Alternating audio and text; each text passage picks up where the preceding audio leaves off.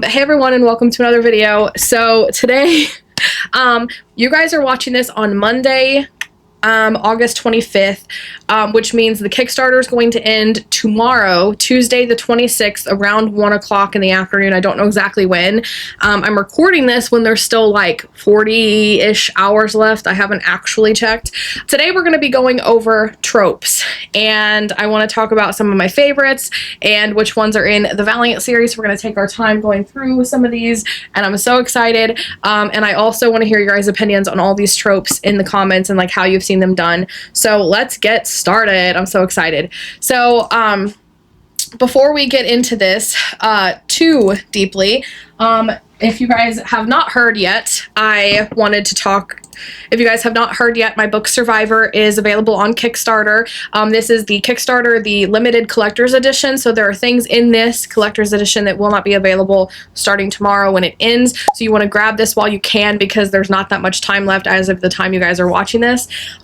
So this edition has a book signing and numbering page. So the paperbacks and the hardbacks will all be numbered. So you will have an exclusive copy that is your own, that is numbered, and I'll be signing them. The digital version will not be numbered, but it'll still have my digital signature. It's got 10,000 words of deleted scenes that I'm going to be sending to you as a PDF, including an arc that we cut. It's going to have all of the illustrations in the back of the book. It has a short story companion called Directed. I'll pop the cover up here on the screen. It is beautiful. Ren's Covers on Facebook did a wonderful job designing that. The illustrations are designed by moymoy13.art on Instagram. It was edited by H.A. Pruitt, my editor, who also did 12 character sketches that are going to be in the detailed character guide with tidbits about all of the characters that are not in the book. So that's also in this. It's got a Spotify playlist page with a QR code at the bottom so that you can scan it, go straight to the Spotify playlist. And if you don't have Spotify, it's okay. I think you can still listen free. I know I did, at least back a couple years ago. So you can listen to all those songs. It's going to be wonderful. I'm still adding music there, including some from K-Pop Demon Hunter. We've got Alex Warren, tons and tons of good music on there. So it's got so many good things. All backers' names will be added to a special dedication page in the main book release when it comes out in November as a special thank you. It's going to also, all backers will be sent a special Survivor-themed bookmark and a special illustration bookmark that they all voted on out of all of the illustrated bookmarks. So you guys will be sent that. The physical backers will get the stuff physically, and then the digital ones will get digital versions that they can print out themselves.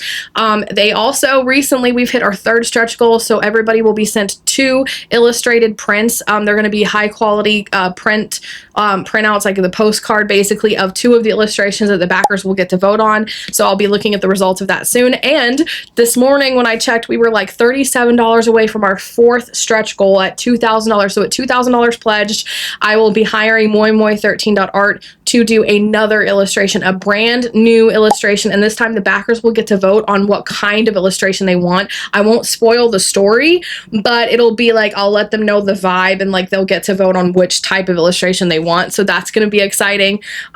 So this is going to be gone in tomorrow. Like, this is your last chance to get this special this special edition of Survivor. Once it's gone, it's gone. And also this is your way to get the entire Valiant series at like discounts and stuff. So it's going to be like, I mean, this is your last chance to get this. This is an exciting, thrilling book. It's Survivor meets the Hunger Games. So I've talked for 5 minutes. So without further ado, let's get into this. So I'm going to start backwards. The Valiant series is a series of standalone fantasy books, epic fantasy books, all building up to when the heroes come together to battle darkness. So it's like a fantasy version of Avengers, where it's like each of the earlier books kind of like is a backstory, or how this character encountered darkness, or what happened to X character before they were chosen, and then they all come together for the last 4 for the big Avengers Assemble moment. But it's not superheroes, it's not fantasy, it's not sci-fi, it's not superheroes, it is literally epic fantasy.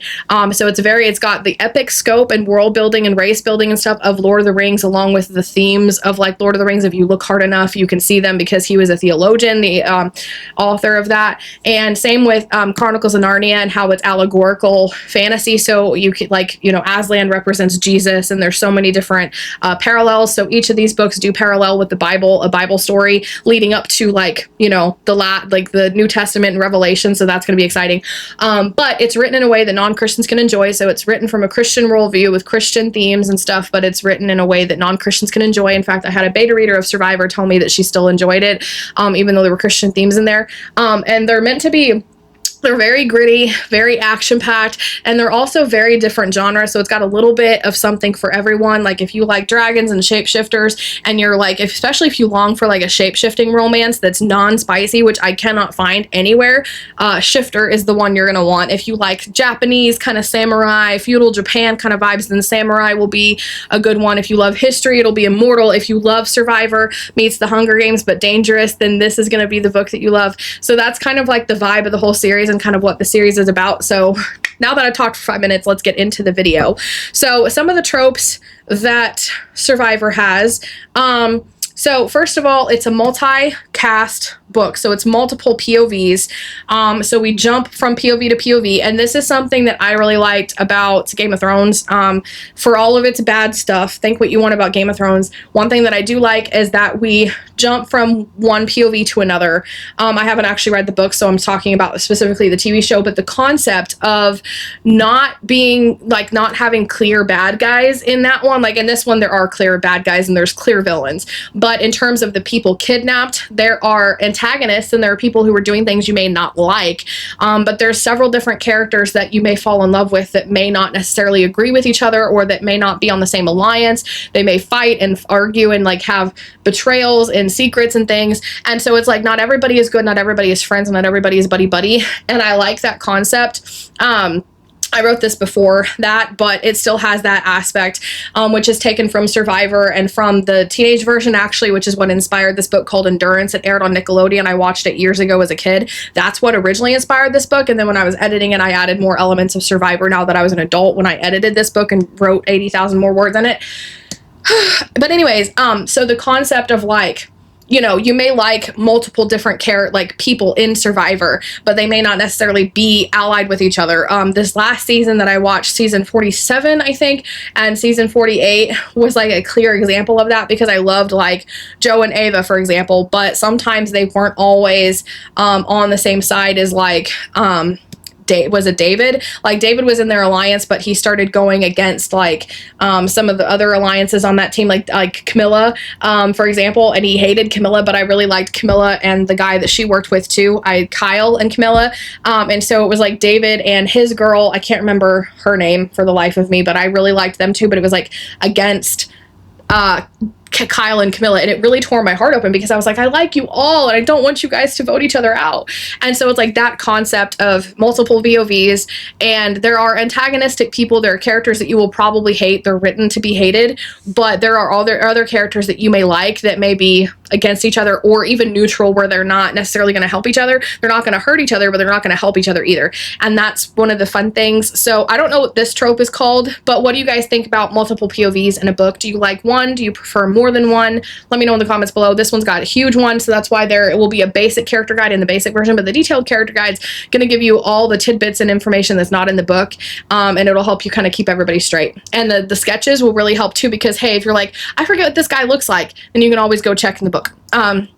So along with that, we have platonic friendships. I really love platonic friendships, and sometimes I feel like they're not actually, like, included as much as they could be or should be. So we've got guys who are friends. Like, I love me a good guy friendship that are like, they become like brothers with each other. So we've got a really good bromance, as I like to call them.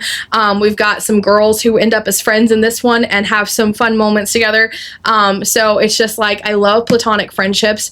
And along with that kind of comes along with the trope of found family. So found family for me is like one of my favorite tropes, so much to a point where I think I do it almost every time or every book without even thinking of it, because it doesn't feel like a trope. It just feels like a necessity for a good story, where you have people who are going to end up meeting other people, and it's like they become like family. And so that's what I love about this book, is it's like you're all kind of in this situation together, and you may have some antagonists over here and some people betraying you, but there's still some people who kind of gravitate toward one another and protect each other and become like family, because that's all you've got. You don't have your families here. So, and that's kind of like Survivor has had a lot of moments like that at the TV show, the reality TV show, where they're away from their families. They're like in the wilderness for like 30 days, 28 days, or whatever it is, for 20 some odd days, and they get really close with each other. And that's kind of like, I think it was the last one that just aired, 48 or 47, one of those two, 48, I think, where it was like they all got really close with each other and just was really close. So as you get further into the game and you have to betray each other, it becomes harder. So that's another one. We do have romantic subplots. So it's not the main focus, and that's the way you tell if it's a romance or not in a book, is if you take the romance out, is there still a plot left? Yes. Not much of one, because the romances are important, but there's still a plot left. So this is not a romance. And a romance also has to have a happy ending. So we have romantic subplots, and within that, so we have multiple couples that are together. And I didn't want to make this sound like where everybody's with everybody else, but it's like we have a guy and a girl, guy and a girl, guy and a girl. So we have multiple couples that are together with each other. You guys know what I mean.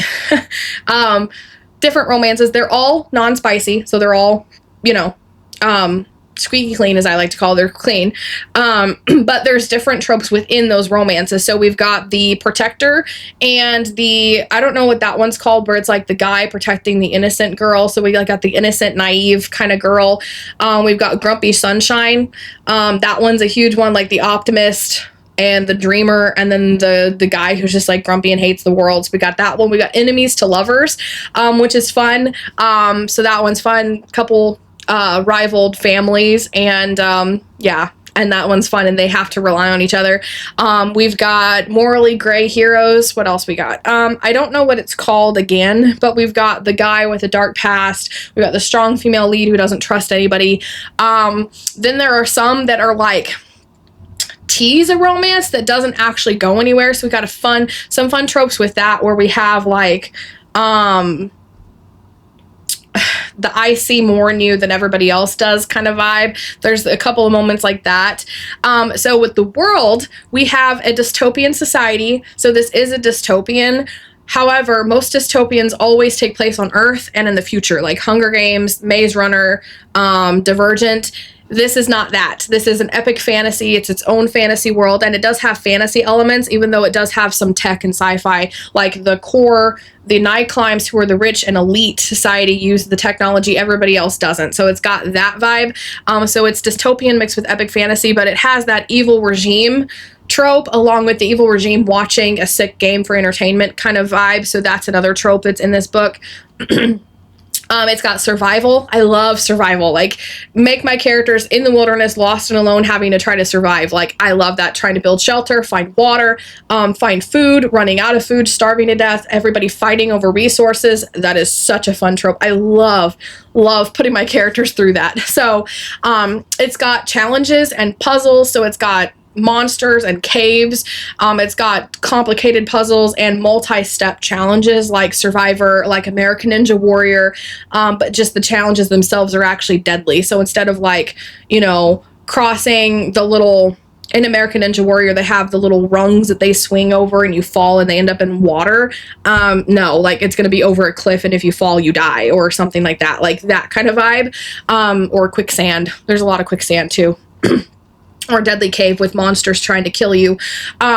Same with Survivor, like they're trying to pull something from the ocean, and they pull the boat over and they lift the chest and they carry the chest to the place, they open it up with a lock, and then they put the puzzle together, like multi-steps like that. But imagine every part of that being dangerous, where it's like, oh, the floor is going to electrify and kill you all if you stay on it too long and don't get moving up the shaft you have to climb. Whatever, you get my point. So that's kind of like the vibe of that. So epic. If any of that are tropes that you like, then you need Survivor. It is such a good book. It's so action-packed, but it's also got some sweet romance. It's got some really good themes. It's got a lot of emotion in this book. So the phrase that I used to say at the beginning of the Kickstarter was grab your popcorn, your drink of choice, your pet or object you would like to cuddle with, and your tissues, because Survivor is about to take you on a wild ride. So this is book 6 in the Valiant series, but you can jump right on in if you haven't read it. If you have read it, you will be enhanced and you'll catch all of the little Easter eggs. If you haven't read it, it'll go right above your head and you won't miss anything. So without further ado though, let's go backwards in time and start at book 1 and go through the Valiant series. and talk about tropes while we're at it. I love talking about tropes. Hunter is Valiant book 1. It is not as thick as Survivor, so you'll read through this one probably much, much faster. So Hunter literally is Mulan and the Hunger Games. So it's another Hunger Games-like book. I also forgot to mention each of these books parallel with a story of the Bible, but in a fantasy way, written in a way that even non-Christians can enjoy it, and they'll probably breeze right over it, not think anything of it. So I forgot to mention that Survivor is like Lot and his family fleeing from Sodom and Gomorrah, and how like Sodom and Gomorrah was really evil, and like the world they live in is really evil. So that's the parallel with Survivor. It's a lot fainter than some of the other parallels in the other books, but it's there. Anywho, so back to Hunter. So you can tell I love the idea of the Hunger Games. I just like tweaking it for myself. So the Hunger Games, in Hunter, the idea came from like, what if they were all men instead of kids? And I was like, what if they're taken? So it's another dystopian fantasy society, dystopian society set in a fantasy world with fantasy stuff, where they oppress the people and they squelched a rebellion long ago. So now they take all the men and boys and throw them, they attack and take men and boys at random and throw them into this outdoor prison arena called Zagara. And the boys and men who go there are never seen again, and nobody knows anything about Zagara. And so all these women and girls and the kids are all kind of left in these villages to fend for themselves.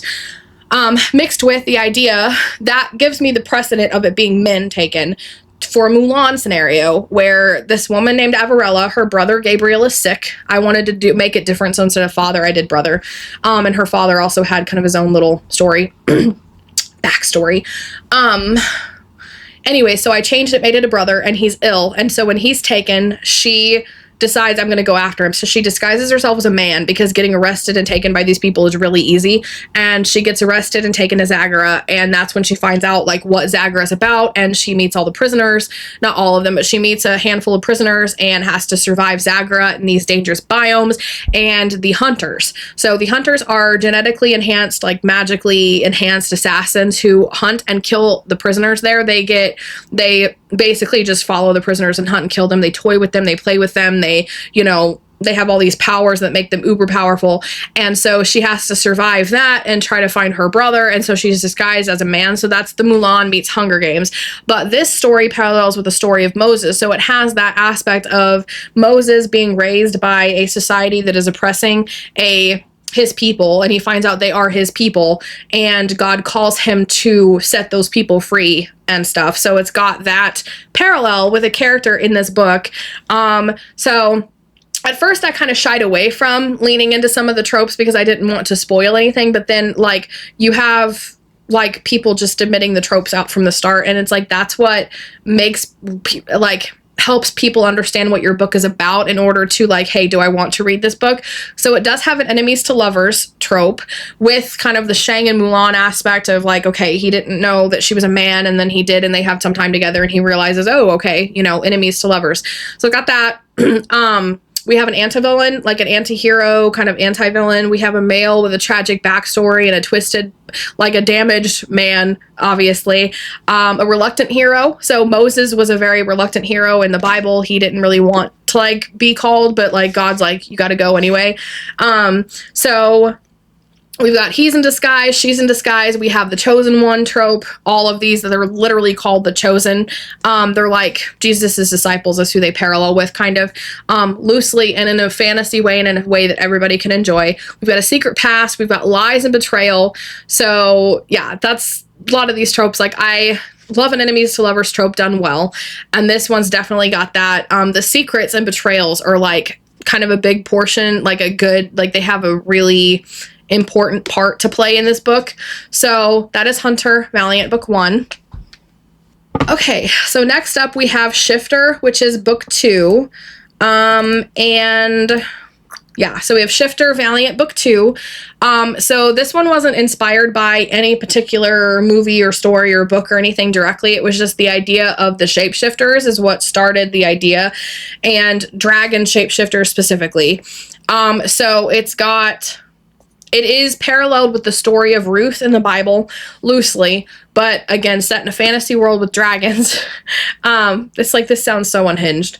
So we have a psychotic villain who wants to burn down the world and destroy humanity. That one's always fun. Like, I feel like I love villains that have a really actually well thought out backstory that you can kind of relate to or understand, like, okay, he's sick and he's an evil villain, but like, I understand how he got to this point or how she got to this point. But in this case, though, sometimes it just works when you have just a villain who is pure psychopath who just wants to burn down the world. It works. So we have the male goes against his family for the greater good. We've got wolf shapeshifters. We have a shifter romance that is actually non-spicy. So that is so hard to find. It's also not that thick. So that is so hard to find. We have an invented language. That was the exciting part. I actually built an entire language for this book. We've got the fish out of water trope. So it's like she's in this world and she doesn't know, like, I don't know how to explain it, but like, you know, she's in this world she doesn't understand. We've got like the shifter versus the human, like the shifter falling in love with a human. And so we got a secret past. Human in a shapeshifter world. So, and we've got a selfless, brave hero. I think like the trope for what Barone would be considered is like a cinnamon roll.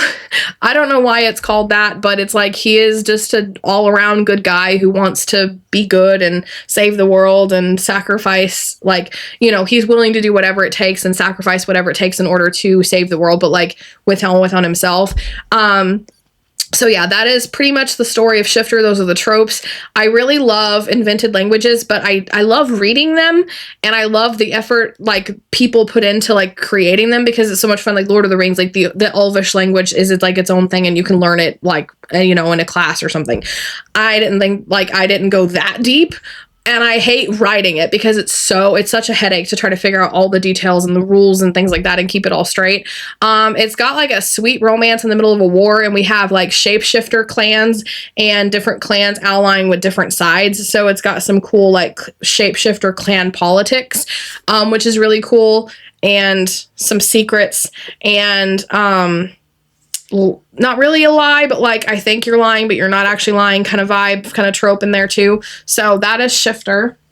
Okay, so Samurai is it was inspired by the real story of the Shinsengumi in Japan, but I read it and I was like, I don't understand the politics and I did not want to write it and be incorrect about it. And so I was really nervous. And so I was like, you know what? I'll just make a fantasy world that's inspired by Japan, and then I can make up my own war with whoever's fighting whoever else. So that was kind of the inspiration. So it's meant to like mimic and be inspired by feudal Japan, but it's not meant to have every detail the same. I did have like one bad review where it was like, this isn't, you know, Japan, and I understand where that person was coming from, but I think that person thought that this was more of a historical and didn't get that it was a fantasy book inspired by it. So the details weren't meant to be the same. If you wanted the details with an actual Japan, you should read Immortal, which is, I can't figure out where that is. But anyways, so this is interesting. So it's dual POVs, but from two different women perspectives. So we've got one side is the Empress and one side is a samurai like soldier. So we've got a fun banter. I love me a fun banter, especially if it's between a guy and a girl. Like, you give me that fun banter. I do love a fun banter between two guys too. Fun banter between women is okay too, but just any fun banter, like I love a fun banter, especially between a guy and a girl. I'm a sucker for that. So we do have enemies to lovers again. I wrote these books and I didn't think about, okay, what tropes do I want to put in? It's like I wrote the story the way that I was just inspired to write the story. And afterwards, when I'm marketing these, I'm like, what does this have? And I figured out, oh, this actually is another enemies to lovers, like whatever.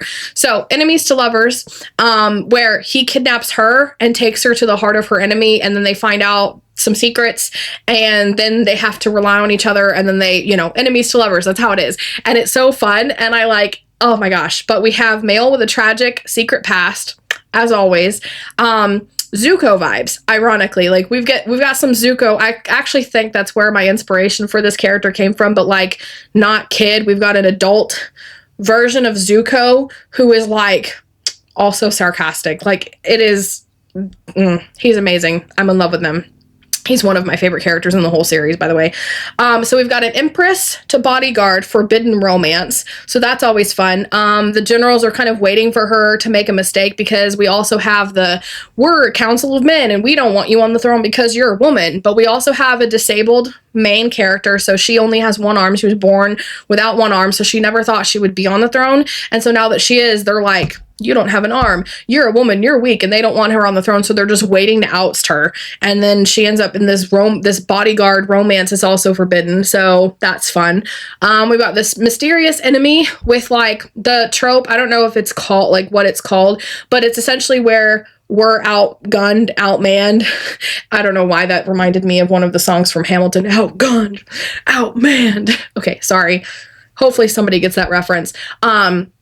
Anyways, so it's like the bad guys have these epic advanced weaponry and we just have swords and we've got to fight against them and stuff. So it's got that vibe. Definitely samurai. It's got the themes of Bushido. It's got action. It's got battles. It's got sieges. It's got warfare. So this one is definitely a vibe. So it does have these epic romances, enemies to lovers, forbidden romance, friends to lovers. That's also the forbidden romance.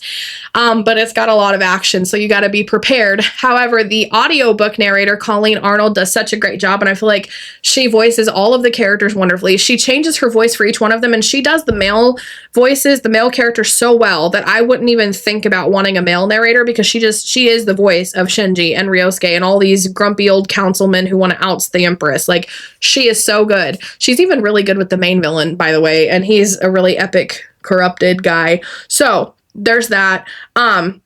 You can get this for free. If you back the Kickstarter, head over to my Instagram, to my pin post, or to the giveaway video I did here. It's easier to find my Instagram, I feel like, and comment that you backed the Kickstarter, and you will be entered to win the audiobook for this, along with my book, Dark Magi, and some swag and stuff. So check that out.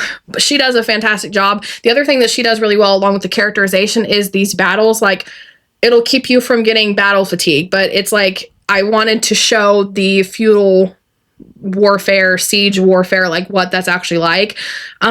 So this one also parallels with Joshua and the fall of Jericho. So that's the Bible kind of parallel with this one. Kind of also David, like how he was like a warrior who fought a lot. So there's kind of that vibe, but the main parallel is Joshua and the big wall. So to quote, I think that's the way VeggieTales calls it, but shout out if you guys like VeggieTales. So that is Samurai book 3. All right, we're to Assassin, which is book 4. This is gonna be weird to explain, but stick with me here.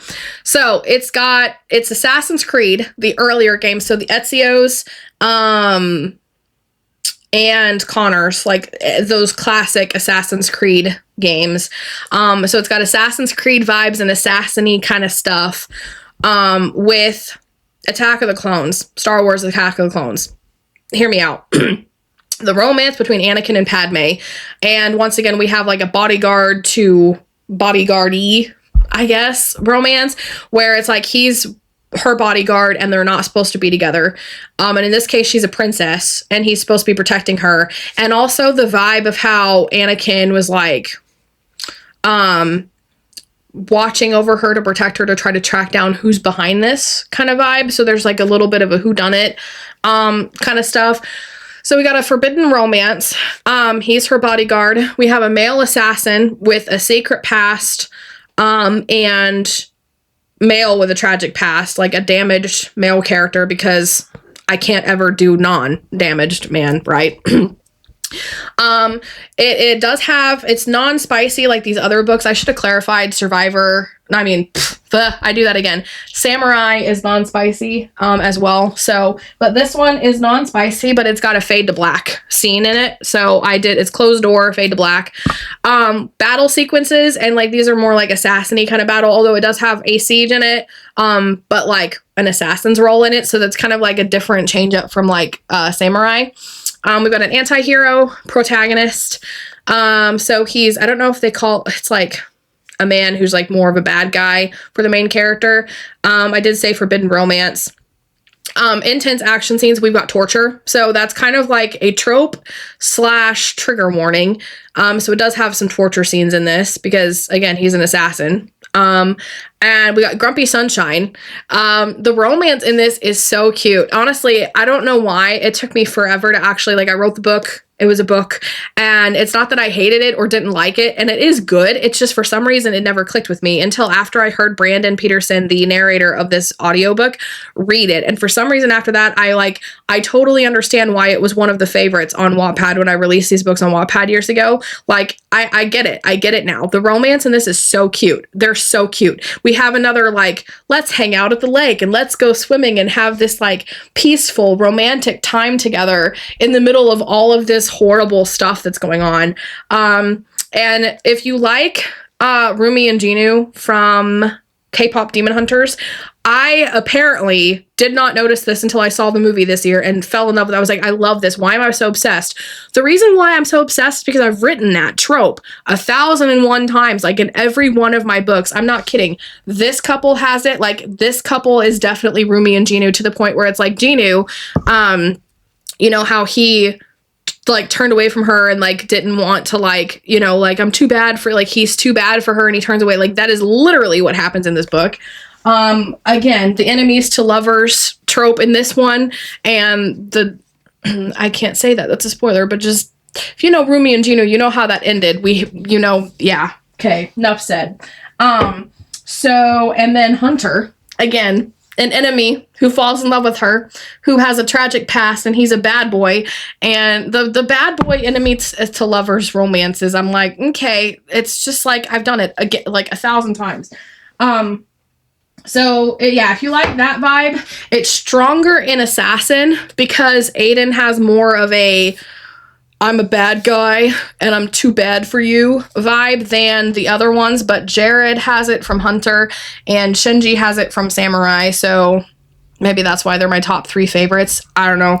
So that's pretty much Assassin. So it's the romance from Attack of the Clones, Star Wars Episode 2, especially if you wanted more romance, like more emotion, more depth, more, like, screen time for it, mixed with Assassin's Creed. Like, there's literally, that's where I got this from. So, because I was really into Assassin's Creed, I think, at the time. So that is Assassin, book 4. Rogue, book 5. This was inspired by the anime Fairy Tail. The entire magic system was taken after Lucy from Fairy Tail and how she uses her magic in the keys to summon the constructs that she uses. I don't know what they're called. They're called constructs in this one. And in that one, they're like they're like beings from the Zodiac, and I'm not a fan of the Zodiac stuff, being a Christian and stuff, so I changed it up and I was like, what if they, like, and also she's friends with them, and I'm like, what if they were forced to serve her against her will, and what if a whole society of mages did it this way? And that's kind of like the entire start of this. It is a completely water world, ocean world. It's not like Waterworld by Kevin Costner, with Kevin Costner in it, although that's a good movie. It's more like Pirates of the Caribbean, where they're not pirates, but they have that. It's got the silly, hilarious, fun banter, comedic moments, fun adventure. How did we get ourselves into this mess vibe? It's like Pirates of the Caribbean. It's got a good romance, like in Pirates of the Caribbean. It's got 2 different romances between 2 different couples. She Falls First, complete water world. It's got comedy, so it's like a fantasy, like, comedy, but, like, with serious stuff and still tragedy. Like, I don't know what I'm doing as a writer. I really don't, and that makes it hard for me to market books. It's got sisters and, like, a sister relationship. It's got platonic friendships and found family.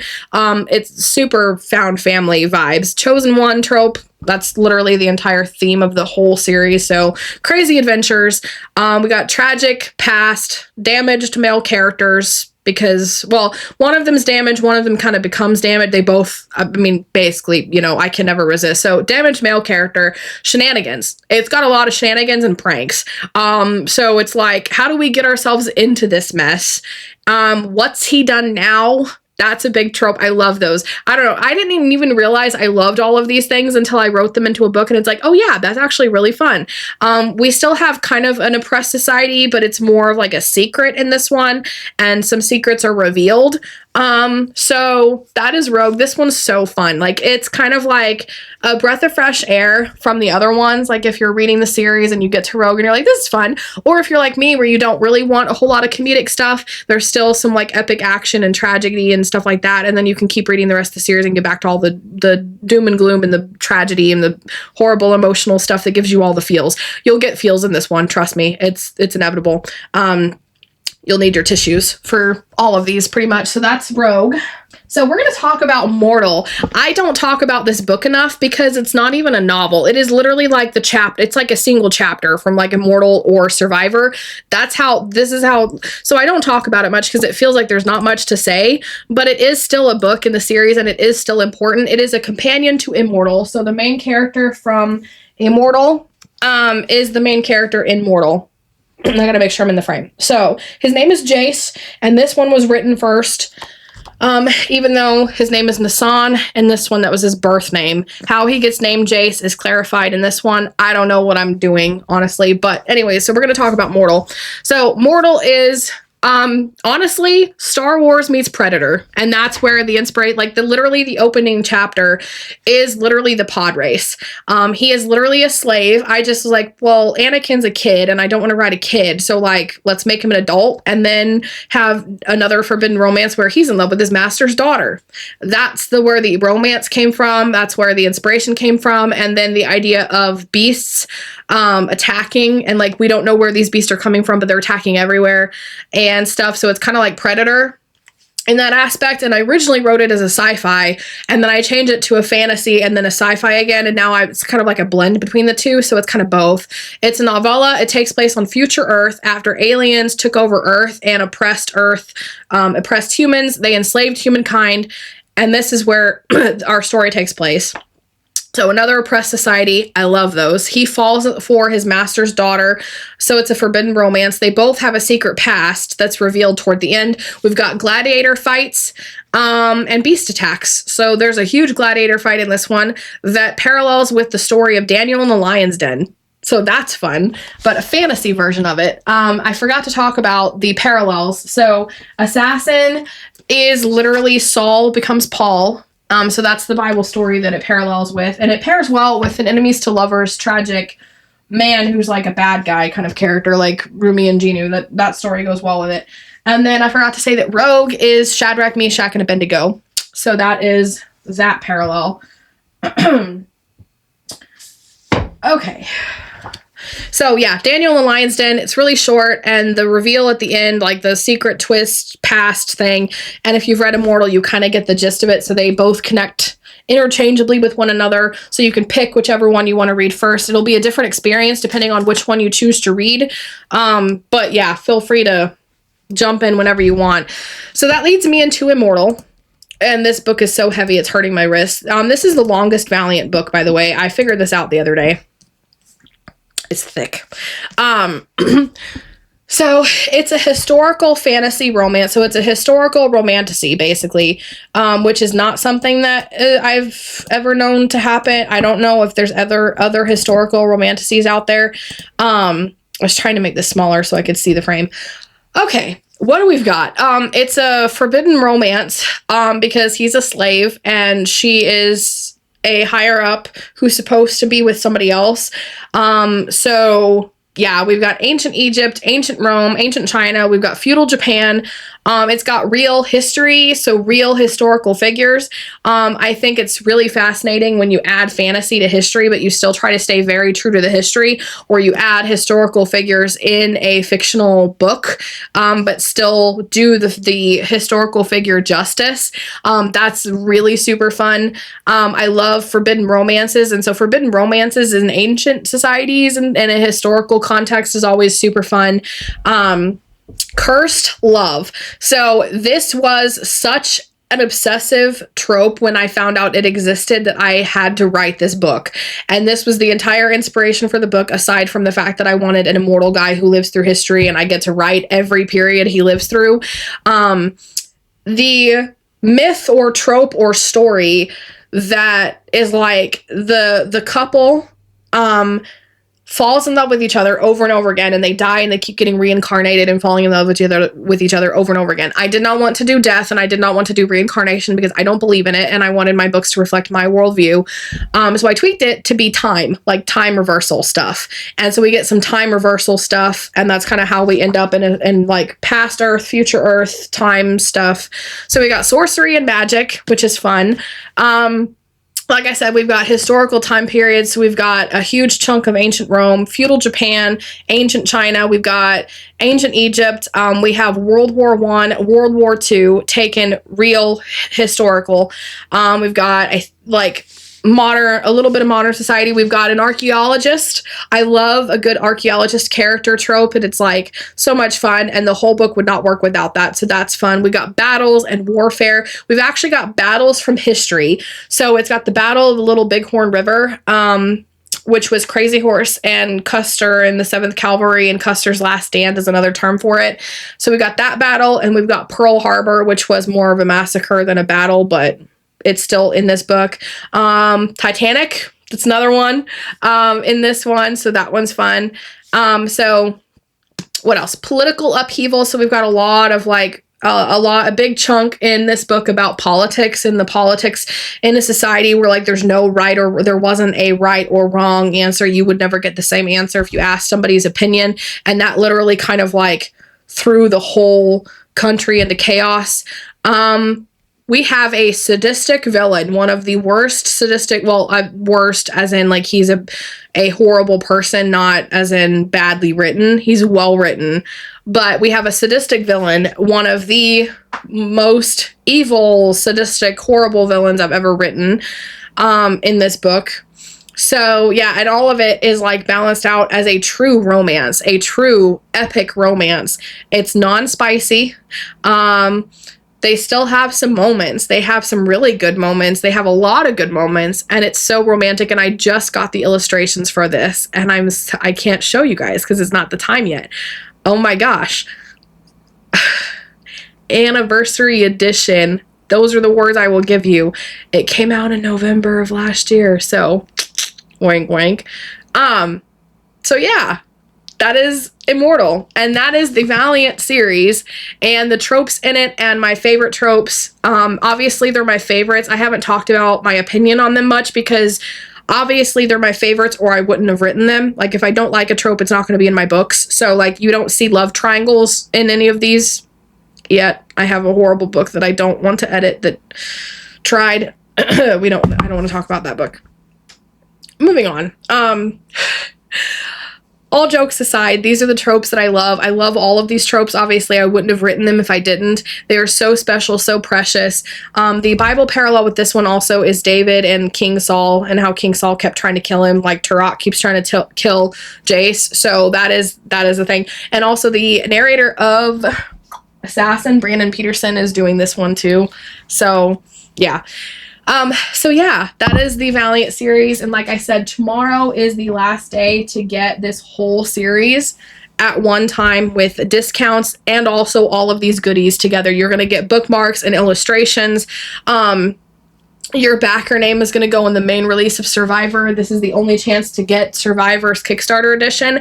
This is not going to come back. I will never again release this book with these things in it. The illustrations, the character guide with the character sketches, the Spotify playlist page, the winner character and prediction sheets. I actually didn't even mention that part to you guys, where week by week you can write down who you think's going to win, who you think's going to lose, who you think may die, and actually see how close your predictions are as you read the book. I've never gotten to do this. I'm the author. I knew what was going to happen pretty much from the start, especially the way that I wrote it the first time. And then obviously rewriting it, I still knew how it was going to end, although I did think about changing it, but you know, I didn't. So here we are. So that's the fun thing. Like, you guys are going to get to like play the game as you read the book, and it's so much fun, and you can keep track of all of the things. You can keep track of who you think is going to end up on a team together, although I have spoiled some of them for you just because of the nature of like telling you about the characters automatically, kind of like, you know, like Dashton. He raised his sister and they end up on two different teams, and he's like only one team can win, so he'll do whatever it takes to make sure his sister wins. So you know that Nashton and his sister don't end up on a team together. Just little things like that. So yeah, this is Survivor. This is your last chance to get it. So please go grab it. It's so much fun.